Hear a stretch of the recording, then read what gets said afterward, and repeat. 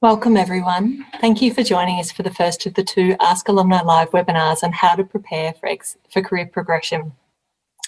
This week we'll be looking at job applications and resumes with our expert panel. This is the fourth in a series of live streamed events planned for this year to provide the alumni community insightful career advice and resources, especially in these challenging times.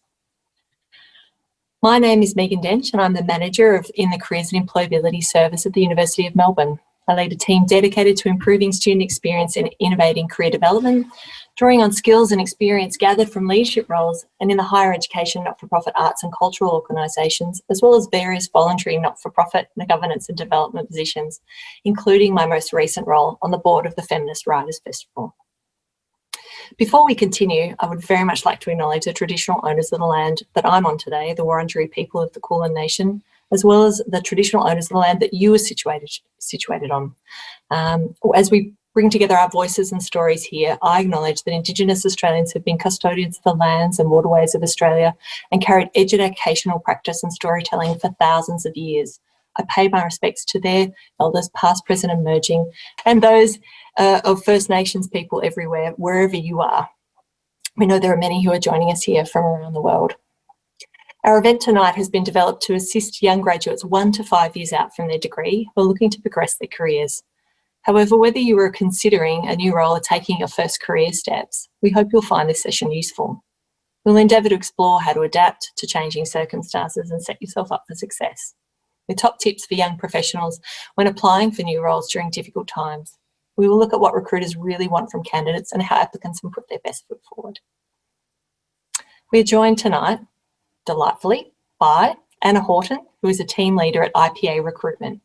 Anna heads up the commercial temp division and has strong client and candidate management experience gained from her 16 years in recruitment. Areas of expertise include how to create a standout resume and how to succeed in the job application process. I'd also like to welcome Liz Duncan, currently talent management leader and account director at Right Management.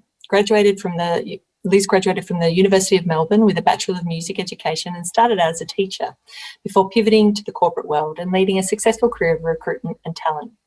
With more than 20 years experience, including 8 years as a director of a global recruitment firm, Liz has coached candidates to overcome hurdles and achieve their goals. Joining us from Singapore tonight is Samantha Tan. Samantha graduated from the University of Melbourne in 2009 with a Bachelor of Commerce and is now a professional development and staffing specialist at McKinsey & Company in Southeast Asia. She has more than 10 years of experience in talent acquisition and development roles and was previously a senior recruiter at McKinsey & Company in Southeast Asia, Barclays Capital APAC and Telstra Australia. So welcome to our panellists. Our panellists have navigated a range of career experiences and they are here to share these insights with us tonight. So thank you all. Before we get to the detail around the documents and processes, and so let's kick off tonight, let's take it back a step. So I'd like to throw to our panellists, perhaps to Samantha, what role does mindset play in career progression? Thanks, Meg, and hi, everyone. It's great to see so many participants on this evening. So I'd like to very much start today by talking a little bit about mindset, right? When we approach our job applications, many of us plunge straight into it with lots of thoughts, lots of preconceived notions, with what our friends tell us, what our peers tell us, and what seems to be attractive out there. In my experience in talking with graduates and young professionals, I think I've realized the importance of actually really taking a step back, right? And really giving thought to what am I passionate about, what's realistic within my reach at this point in time, and do I need to get to my intended destination in a set amount of time that I've placed myself in. Many graduates come to me saying, immediately, I want to be a front office trader or a salesperson, or I need to be in the tier 1 consulting firm immediately after graduation. And sometimes it may not be within our reach, right? Sometimes it is. And so it's good to actually take some time, reflect on where your skill sets are.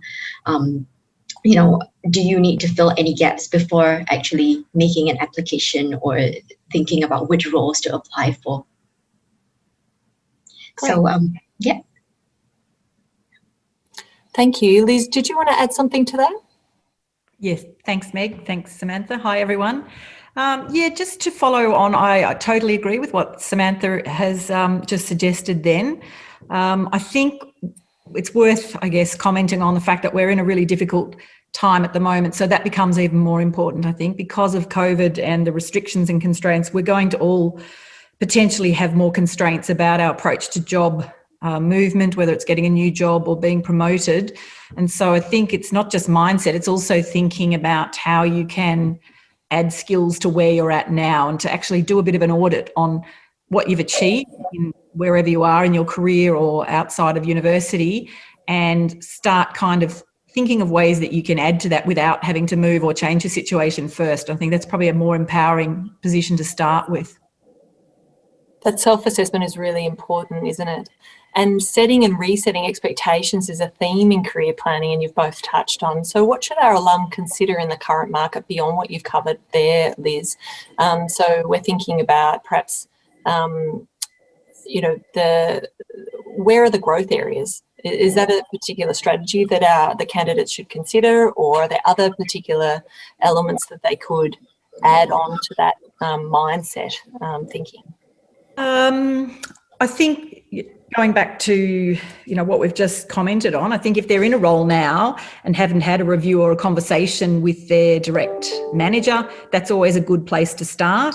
It's also perhaps having a virtual coffee with colleagues or other people in the organisation that you're in to kind of perhaps map out how they got to their role, having some of those more informal sort of conversations with people, which I think is a great place to start, particularly with others that may not be your immediate manager. Sometimes it's good if you've built relationships with others in the organisation to talk to them just at a broad level, not specifically asking for help, just to kind of start piecing things together to look at the experiences you've had and where there might be gaps. So I think that's one easy way. And again, if you're not in a role or you've lost a role, it's doing that with colleagues or the network, your friends, your parents' friends, asking some questions, doing the self-reflection and self-awareness, but starting to build a picture of where the opportunities are going to be in the future and how the market's going to change and how you might best be positioned for that. Samantha, did you want to add anything further on that concept that you outlined around career impatience for us? Yeah. So on the note of career impatience, I think, as I've mentioned earlier, there is this, sort of urge and desire for people to progress really quickly. And internally, for example, I've had many new joiners kind of immediately the first thought is, why am I doing this base level task, right? I thought I signed up for a high impact role where I'm, doing meetings immediately with C-suite level. And quite frankly, sometimes I think it's important to realize that we all start somewhere, right? It's all a learning platform. And so take your time, absorb as much as you can wherever you are, and then think about progression as you go along rather than the immediate first thought. So even when we talk about job applications, take time, right? Speak with people, like Liz mentioned, get a first-hand understanding or even experience of what might reality be like before sending all your CVs out. It's a different time, isn't it? And I think that reflection, which it's not always a natural starting point for many people. I think it's sort of very easy to jump into the action point, but the reflection stage is really critical to recalibrate and think about where you're going. And well-being, of course, that impact on well-being is really important as well to ensure that you're in a safe space to move and you're ready to go. Liz, was there anything you wanted to talk about? I guess we talked about it the other day in the preparation, the recalibration and well-being sort of framing of career planning. I think we've probably covered most of the things that I think were really essential for that career planning. I think, you can't underestimate reflection and also going within in terms of values and strengths and doing a bit of a SWOT on your own values and strengths and then validating that with perhaps some other people and just seeing whether you think that, where you want to go is going to be able to be fulfilled where you are, or how you're going to start kind of creating a bit of a plan to move from there. So I think, again, you're spot on. You can't just start applying, I think, and reacting. It's that self-awareness, self-assessment kind of can't be understated. Are there risks of moving too fast? Yes, and like Samantha said, I guess, there are risks of moving too fast, but look, it depends on the reasons. I mean, you need to ground yourself in your early career. You need to get meaningful experience and not run from things, I guess. So recruiters and hiring managers are very judgmental too. So again, it's not great to be seen to be jumping around for no apparent reason. It's okay if you've lost your role, obviously, through no fault of your own, through redundancy, but it's not okay if it's, as Samantha said, I think you need to kind of ground yourself in the role and get a really good understanding, even if maybe you're not fulfilled and you're a bit bored with some of it. It will still set you up. So, it's being mindful, I guess, before. And sometimes the grass isn't greener. Sometimes you might want to jump and you're still in the same place that you were. So it's doing the research as well, and talking to people in whether it's the other company or other industries as well. Thank you both. We've touched on a couple of practical steps that our alum can take, both in networking, network building, the sort of the reflection and review as a practical step. Are there other practical and essential steps our alum can take that we haven't covered already in these first couple of questions that would be worth discussing? Can I throw to Samantha?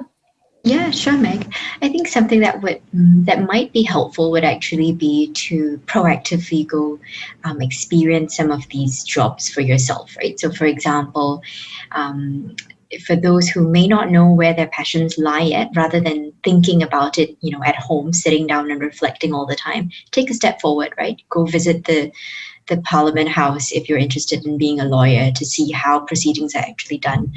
Or if you're thinking about being involved in the social sector, go follow a caseworker, right? To actually get a first-hand understanding of what it means to be on the job, rather than thinking about like a multitude of things and then just being overwhelmed by the tyranny of choice. I hope that gives you some ideas on where and how to get started.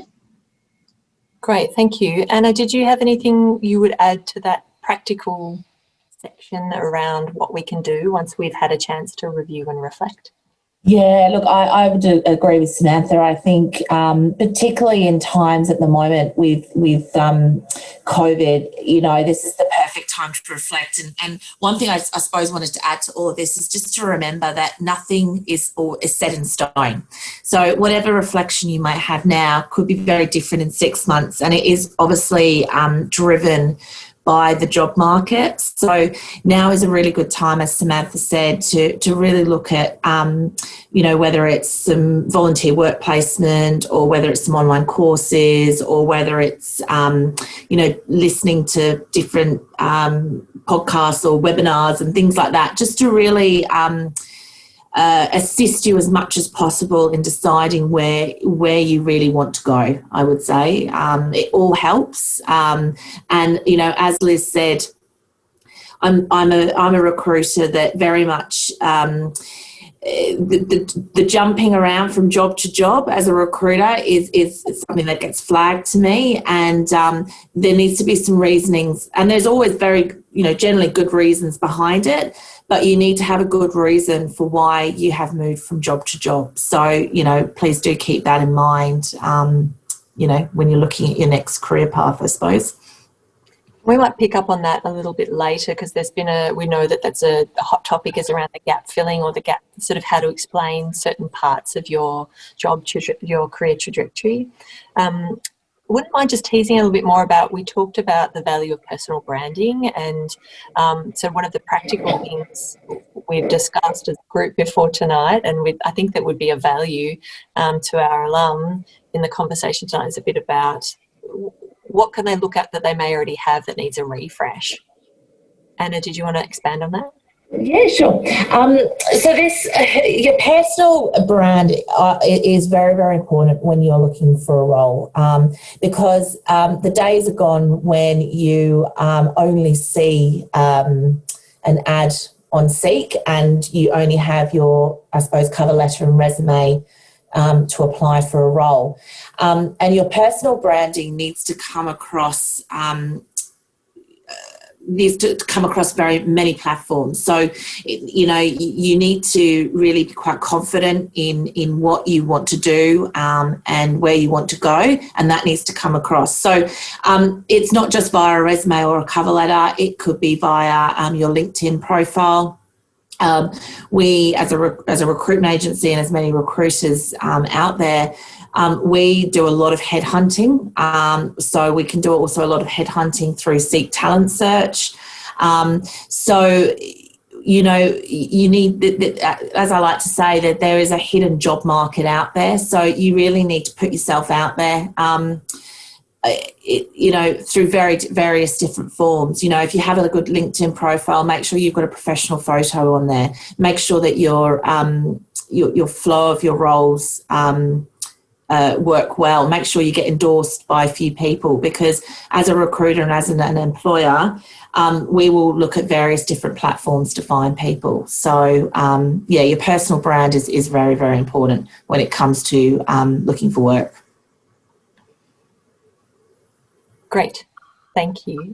I'm keen to sort of tease out the mention earlier around talking to your employer, your current employer, your current network. While I think it's a fantastic resource for exploration, how should candidates treat it as a source of feedback to sort of inform that progression or to sort of entertain the idea of the movement? Liz, do you have any guidance around that? Yeah, it's probably something I'm quite passionate about. I've been involved with for many years too, because I think a lot of companies don't do career development well, and a lot of line managers want to go running as far away as they can from having a career conversation with someone, mostly because they feel like they don't know what they have to say, or they don't really know what the career path is, or if you're a good employee, they don't really want to lose you anyway. So, you know, they can avoid having that conversation. But my suggestion for people is to start becoming assertive early on in your career, not in a rude way or a difficult way, but making sure that you do book in a meeting with your manager away from your performance review or away from any salary discussions or that sort of standard process that may be scheduled via HR, but to have that, you know, almost like an informal coffee catch up, just to say, look, I just want to talk about my career and options, and even plan it like you would a mentoring or a coaching conversation. Plan it so that you can control the conversation and not get hijacked, basically. And that's okay. The manager may not have all the information for you, but it helps them start thinking about your needs as well, so that your needs, in that conversation, you might get some hints and tips about things that you need to build on, like stakeholder skills, or there may be analysis skills or technical skills. They could be anything that you suddenly get some clues that haven't actually come out in any other forum, which help you plan. So I think, again, taking the lead and booking that conversation in yourself, because it doesn't always happen, and managers and team leaders don't always just automatically have those discussions. But I think that's probably the single biggest thing people can do to actually drive their career forward. Yeah, Liz, I can't agree with you more. I've met many disgruntled young professionals who are basically unhappy with where they are. And quite often you realize that the conversations that they're having are pretty much one way, right? They're just waiting for a direction to be given to them, or expecting that HR kind of maps out their progression at the firm, where, you know, you can actually play a really, really big part in that process, right? So for example, to give you something concrete. So when I was in a particular role a few years ago, you know, I felt like I was covering too much, right?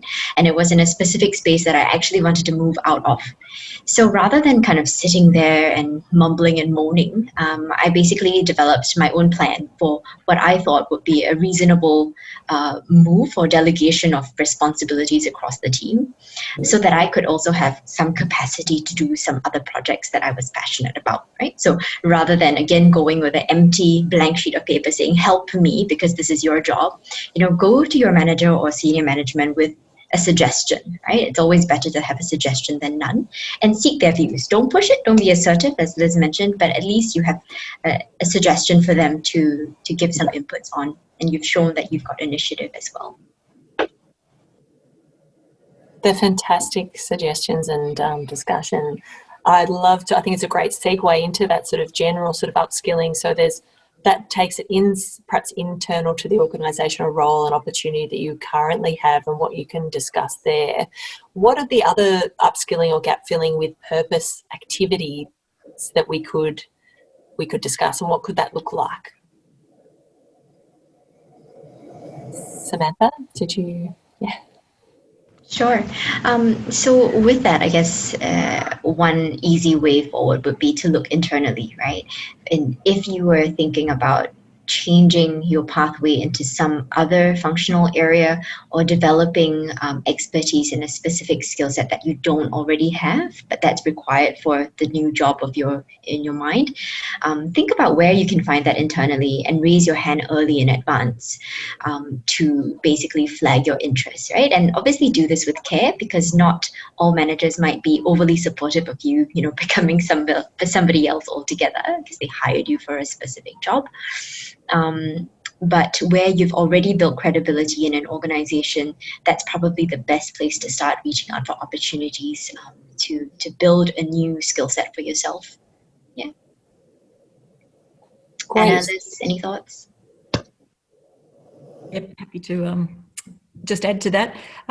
Most companies too are very supportive of secondments too, and wherever you work, I think secondments are a big part of early career growth and development, because you can kind of try before you buy. So you should always ask about secondments. Again, it may not be advertised on the internal job board, but a secondment or an opportunity or rotation. I mean, I guess most people are used to the rotation concept, but a secondment is equally a good way of testing the waters and being able to move.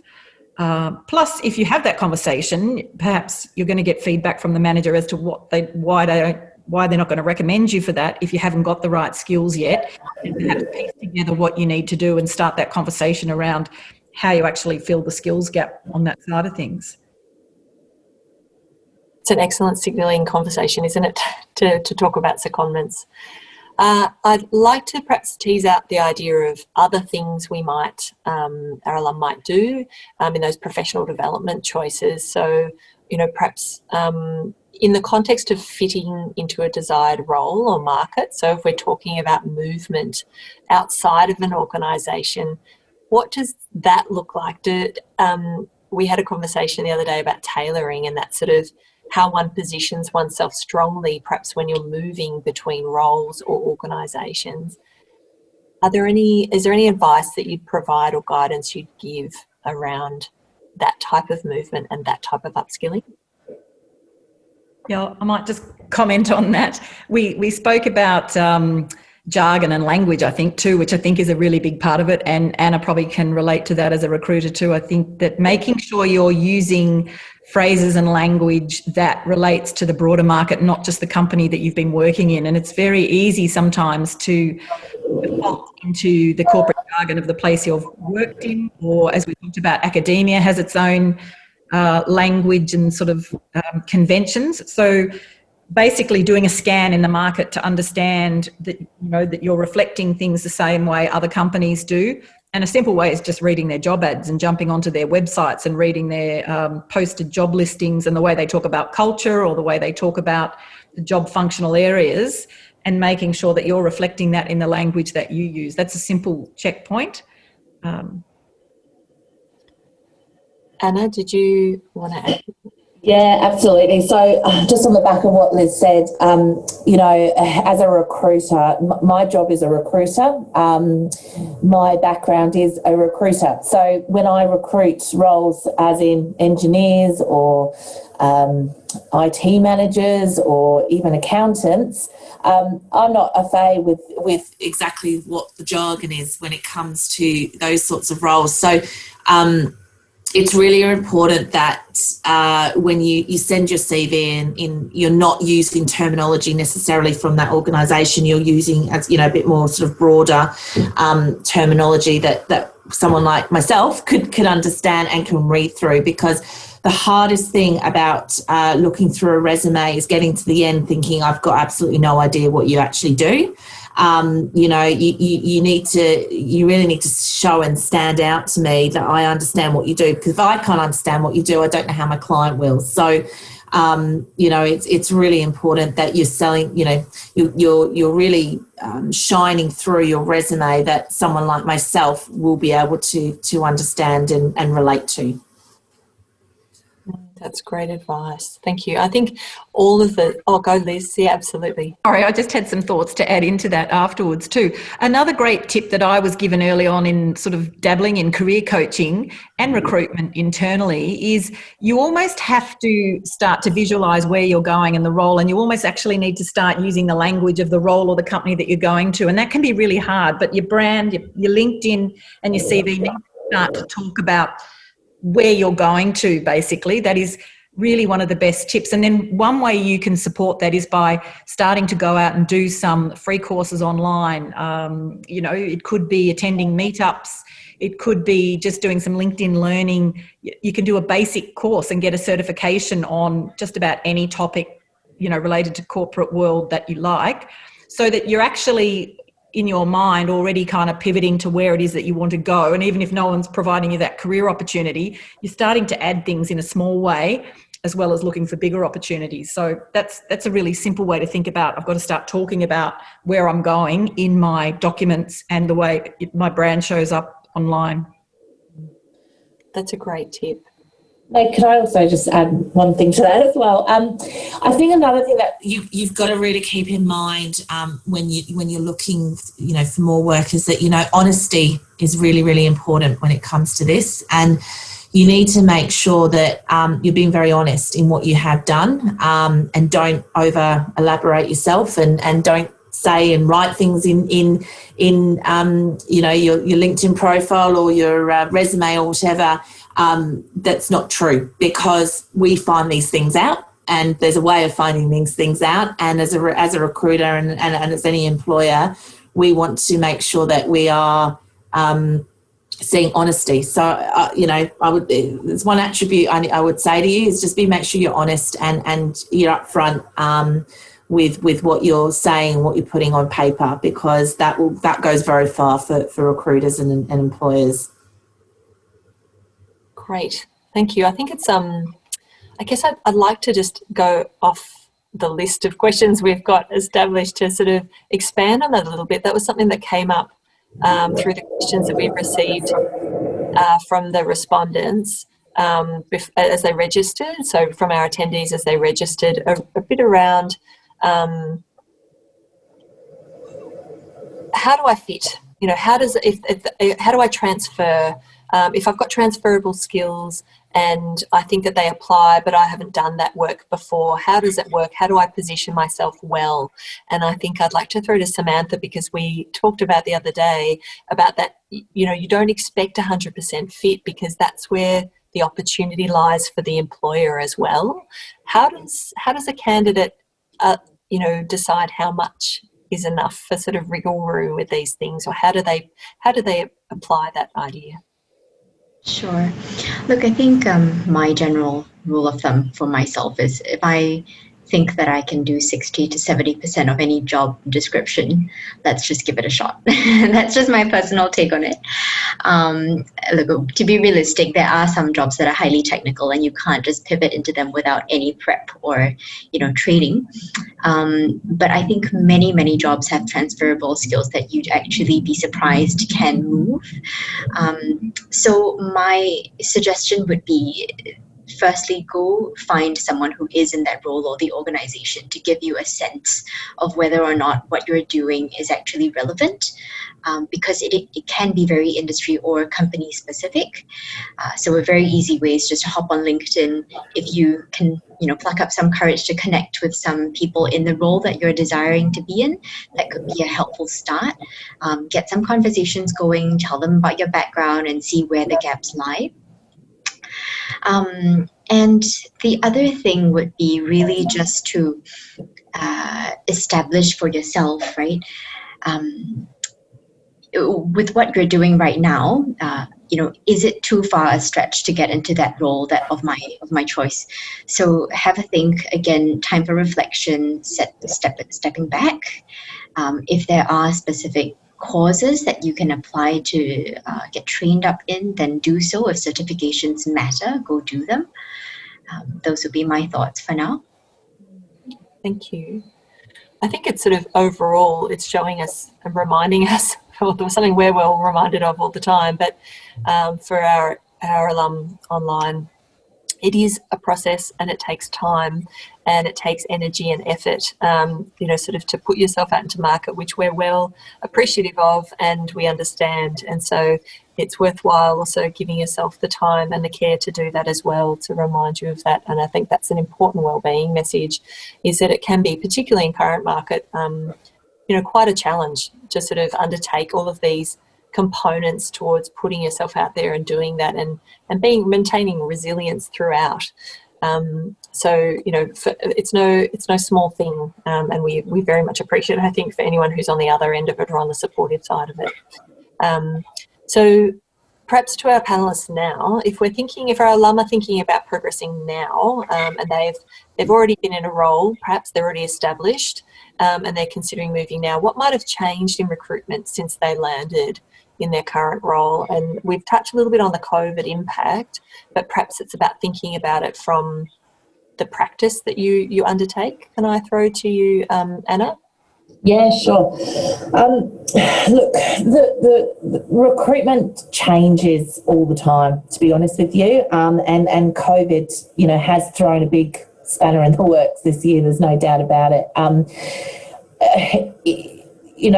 As from a recruiter perspective, when I have a job available, if I was to post an advertisement, the amount of applications that I get through is actually, as a recruiter, very overwhelming. So it takes me a lot of time, and I just would like to say out there that I do read every application that comes my way. But as a person, as a recruiter, and as an organisation, we obviously don't get a chance to speak to every single person. So I suppose what my suggestions would be for somebody that might be looking to move on after they've been in the market, for 1 or 2 years, is that, and I could talk about this for hours, but it's essentially making sure, and it goes back to this personal branding piece, making sure that your resume is the best resume that you can send, that your cover letter really talks about, you as a person and why you want this job, and don't make it an essay, keep it short and sweet, because as a recruiter, it takes us, and I know we're going into a question a bit later on about cover letters and resumes and what to put in them, what not to put in them. But, as a recruiter, we need, within the first 2 seconds, something needs to jump out at me for me to continue reading on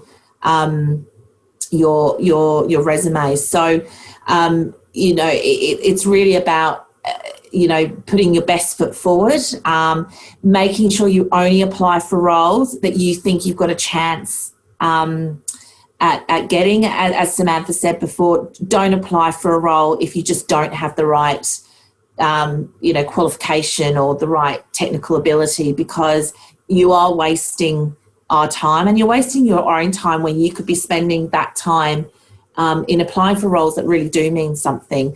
And look, the market at the moment is tough. There's not a huge amount of roles out there, and it is a job short market. But don't let that be a deterrent. Just keep looking every day at different job boards, at looking through LinkedIn, etc., because something will pop up that you really want. So it's just about spending. It is a full-time job looking for a job. So make sure you give yourself the time to do it. Yeah, and I also just want to add on there, right, when we talk about transferable skills for those who are trying to beef up their resume a bit, it's important to really think about how you message the kind of projects that you've been working on, because it's through describing the tangible outcomes of your projects that recruiters actually pick up on the skill sets that you have. So rather than telling me I have creativity, right, what is a type of project that you've worked on that demonstrates that very clearly for me? And these are things that, again, may not be, you may not have the exact project that your new company is going to be looking for, but in showcasing what you've achieved and the results that you've demonstrated, recruiters do pick up on the successes and the transferable skill sets that you have as well. And if I can sort of dovetail in and at the end of that, a little tip is make sure your resume has CAR statements. C-A-R, CAR. So challenge, action, result. That's an easy one to remember. I mean, most people have been groomed well in the STAR behavioural-based interviewing approach, but CAR is an easy one when you're reviewing your documents and going, what does it say? Because recruiters don't want to read a shopping list from a job description. It makes us really cross. It's always made me cross because I don't need to read the job. I know the job. I'm trying to understand how you as an individual actually, again, fit in and what you did and what you're about. So thinking about your outcomes, showing the complexity, that's a simple way to do it, I think, is just apply that CAR lens to everything and you should be able to have quite a good document.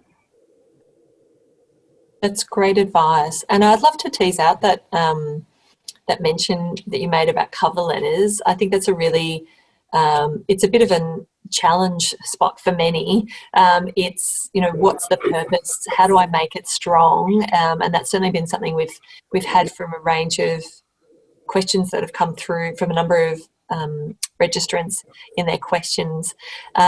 What to you is the key sort of purpose of the cover letter, and what are the components that might make it pop for you? Sure. Cover letters can be very tricky for people, and as a recruiter, you either are a recruiter that looks at a cover letter first and then a resume, or a resume and then a cover letter. So whichever way a recruiter looks at it, you've got to be able to pop. And I think it's really key in a cover letter that You are very, very to the point in why you want this role, but also making sure that you are listing maybe some achievements or some examples that are in relation to the role that you are actually applying for. Because at the end of the day, you as a recruiter, we read between the lines, I guess you could say. And my personal feeling is, and Liz and Samantha, you may have a different take on this, but I don't want to read a cover letter that's 5 pages long. I really would like a cover letter that is at probably max half a page. If you can't explain yourself in half a page, then to be quite honest, I start to get a bit bored. So you really need to give me everything in half a page, basically. And it also then goes into your resume in the respect that, like Samantha was saying, I don't want to see a list of skills that relate to the job. I really want to see your achievements. I want to see positive, I want to see outcomes. I want to see examples. So, as Samantha said, a good one that I see a lot is a lot of people put in their resume, a good negotiator. Well, anyone could say they're a good negotiator. Give me an example of why you're a good negotiator and what you did in your role or your previous role to be a good negotiator. So I cannot stress enough how important it is that you will only grab a recruiter's attention 5 seconds, literally 5 seconds. So just make that cover letter pop. Make the first page of your resume pop, because then you'll really entice your audience or your recruiter into reading more. If it doesn't, hit the mark, then unfortunately I move straight on to the next one. So. Thank you. I'm curious to know whether Liz and Samantha, you are cover letter or resume first. I'm going to say that do your research, because I understand in our webinar today, we've probably got participants from all over the world. Do your research on whether the companies actually even require cover letters, because in many of the firms that I've worked in, we actually don't require them. So quite frankly and bluntly, you'd be wasting your time, so don't bother with it if you don't actually need it. And where you do, make it personal, but as well sweet and succinct. I would agree with Anna. And I've changed my views over the years several times. When I was recruiting in one of the major sort of global brands, I was an IT recruiter for a long time, and I couldn't have cared less about cover letters then on the agency side. when I went internal into corporate though, for certain levels of roles, it is important. And I think for grad, early career and really senior roles, it is actually a really important differentiator. And I think unless you can build in a really good summary, the flip side of it is if you can get a good summary into the front of your resume, that could be enough for certain places. But I also believe that your cover letter is the opportunity to actually find the uniqueness, something else that's not really work related, but will help position your personality or your attributes for the role and the company, and it relates to it. And I know when I talk to a lot of students, there are amazing research projects or things they've done throughout their course. There are other things sort of outside of normal work experience that's a good place to put that succinctly, not in a long-winded way, but talking about the teamwork or the results or the challenge or the analysis or the, whatever it actually is really good. And I would say, again, you've got traditional hiring managers who like that. I've also recruited a lot in finance, financial advice and investments, and they do like a cover letter. But then you've got digital tech people who are more interested in your portfolio and your work speaking for itself and links to your website or your GitHub and those sorts of things. So as Samantha said, I think you need to do your research about both the industry and the type of company and how they actually operate. That's really helpful. Thank you. I think that's really clear too, what you said, Samantha, about if they don't want it, don't give it to them. If they're clear about what they want and don't want. And I've certainly, from dealing with students, if an employer doesn't ask for your transcript, you don't need to provide it. So it's one of those things that I think applies at different levels for different things. I've got one last question before we might move to Q&A. So for those of you who haven't in the audience put together a question you've been formulating and thinking, now might be the time to pop it in the Q&A, and we're gonna move on to the last question of the panel before we take it to the audience. So I'd like to raise with the panel, failures and less successful experiences can be challenging to present in applications. We've touched on sort of gaps in experience as well, which, while I certainly don't think is a failure, I think that a lot of it comes down to about how you present it and how you articulate it in your documents. What's your advice for doing these things well? I'll throw to Liz first. That's another controversial one, and I've had arguments with other career coaches on that one too. In fact, I've got personal experience as well, working with a career coach once who told me I didn't need to account for like my parental leave breaks, my mat leave breaks. And she said, no, nobody expects you to put that in anymore. But I actually, so I did a version of a resume and then I changed it back again because I thought, no, I've been recruiting for 20 years and people do judge you. You're making a recruiter work hard if you don't show your timeline and you don't make it easy cognitively for them to work out what's happened. So I think, again, it's fine to have breaks, but you need to just storytell it throughout your CV so that the recruiter goes, oh, okay, fine, they went travelling, or okay, fine, they moved overseas. Make it sort of logical. As regards to failures, I don't know that you need to actually make a big deal in the CV. That's probably something that you need to work on when you're speaking to people and interviewed about what the learnings were from that and how you've applied that to other decision making. So, talking about learning as opposed to failure, or learning, what best suits you versus what doesn't. I think in your resume, you just need to storytell it really effectively so that it flows for the reader, so they don't just put it away going, I don't understand what they've been doing and I don't understand why there's a gap here. That just needs to be quite succinct storytelling.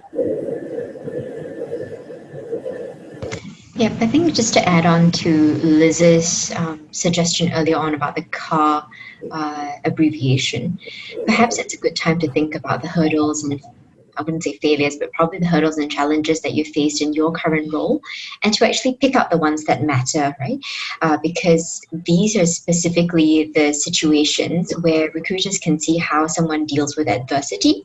And that's actually a really important thing in this day and age when, many of us find that candidates aren't very resilient anymore, unfortunately.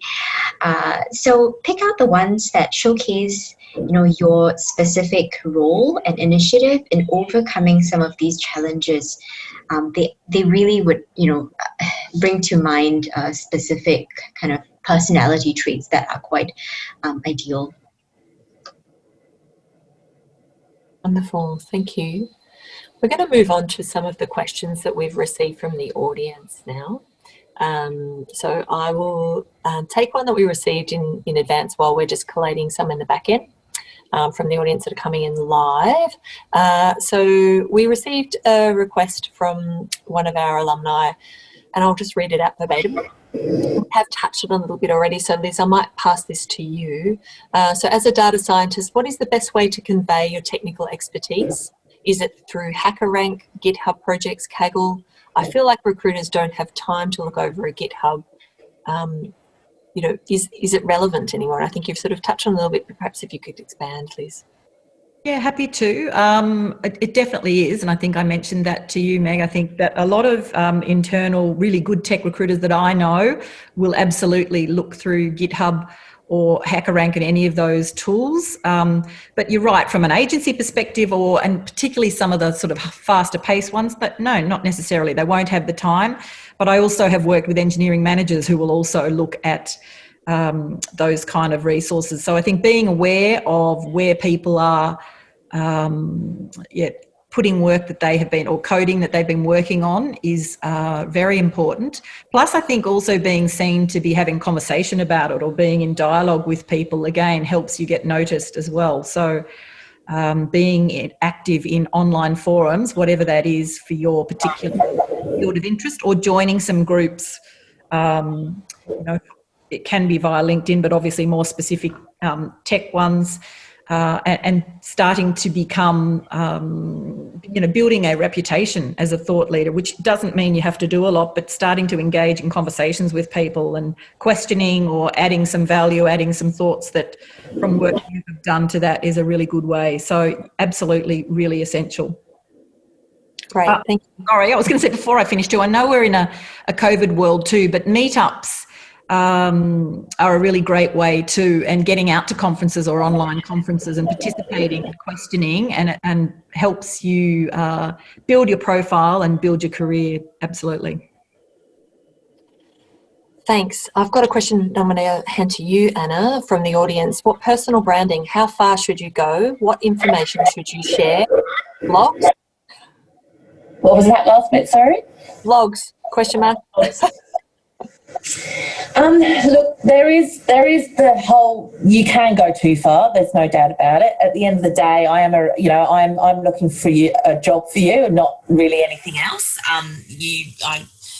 If we had hours, I could tell you some interesting stories, but look, I think at the end of the day, it's really about, it really goes back to what I was saying before. Be upfront, be honest, be heartfelt, you know. I just want to know who you are. I want to know, can you do this job? And as a recruiter, remember, I don't just look for experiences and skills and what you've done. I'm also looking to make sure you're going to fit into the culture of the company. You know, I'm looking at reliability. I'm looking at commitment level. There's a whole range of different things I look for when I find somebody for a job. So make it hot, make it you. I mean, that's really all I can say on the answer to that, is that I want your cover letter and your resume to be you. I don't want it not to be anyone but you. So, you know, if you're somebody that wants to put in a longer version of who you are and your type of personality, and that's who you are, that's fine. But if you're somebody that really wants to stick straight to the job requirements, that's okay as well. I just want people to be themselves, I suppose. Yeah, great one, Anna. Sorry, Liz, you go. I was just going to say, I agree, you can go too far with branding, but it's also checking yourself across platforms too, because recruiters love to go and check whether your Facebook, Instagram, or, you know, other sites are completely different to how you present yourself professionally. So making sure that wherever you're branded or you're available and your hobbies, that you're clear and you understand the narrative and the story around that. But yeah, I wouldn't go too far with personal things. I think also we all get a bit sort of like, no, that's too far. I don't need to know whether you've got goldfish and how many people in the family and if you're married or not married. That nobody wants to know any of that. But we're interested more in, you know, the things you might do that is a hobby that may affect your professional life that is useful. Yeah, that's right, Liz. So I fully agree with what's been shared. You know, this personal branding has to be personal. As Anna mentioned, it can't be you trying to model yourself after what you think is the perfect, consultant or the perfect trader out there. If you have certain hobbies or things that you're very passionate about, share them, because especially when it comes to interviews, many of the recruiters do enjoy using strength-based approaches. So we might ask you questions with regards to things that you're passionate about outside of the work, skills, and that's where, putting in something that is of high value to you personally can also be helpful. But again, don't go too far. I've seen many people who are very proud of their entrepreneurial kind of attempts, and they'll put out all these links to all the different news articles that they've been featured in, and it's just too much sometimes. So, yeah. I think that's all great advice, particularly when we're thinking, often the question is around authenticity and how one makes oneself authentic. The personal brand and how you convey yourself is a great place for that, to sort of convey that authenticity in applying for a role. I've got another question. I think we'll only have time for one more question before we do the wrap, so let's see how we go. The question from the audience is, would you suggest people to still apply for a job when they don't meet all the selection criteria? And if yes, how? Liz? I'm good. A couple of different answers. I would say no. And I think Anna has said, I think from an internal recruiter and a recruitment agency perspective, recruiters are often in a hurry. They often are under the pump. They're under pressure to deliver. They're trying to find the best fit as fast as possible. So I would never advise someone to apply for a role unless they had, 70 to 80% of the skills. However, I would apply if you knew someone in the organisation who'd referred you, or you had a contact in the organisation, or you have some warm kind of introduction or connection there. That would be the only way, if you don't have all the skill set, that you're probably going to float to above, because someone's advocating for you. You may have gone through an employer referral program, or you just may have some other connection to it. So it's hard to say absolutely, because obviously you can be in a situation where there's so many volumes of roles that you might get called, you might get shortlisted, but if there's only one position and you're battling hundreds and hundreds of applicants, you've just got to be realistic, that's all. So if you can't find out that information, you can certainly apply, but then don't be surprised if it goes nowhere in a competitive market. Thank you. I won't throw to the rest of the panel for that, because I think that's a great response. We've got one more question I think it would be great to cover. So this is around referees and provision of referees. So who's the best person put down as a reference, especially if you don't want your current manager to know you're applying for a job? So I think, perhaps we could just have a couple of thoughts on that. Samantha? Sure. I'd say, put in a referee who can actually speak concretely about how you work and what sort of work ethic you bring to the table. Plenty of times people put in, their lunch mates who may be able to say that, you're a great person, but they will not be able to share concretely the type of work that you've done, the projects, and how you've been involved. You've got to have someone who can actually give concrete evidence of that. So don't choose the person who, you have coffee the most with. Choose someone who strategically will be able to talk about your work. Great. Well, I think we're getting very close to the end of the seminar, and I think we could all talk at length on this topic for, much more than an hour. We've covered a lot of territory tonight.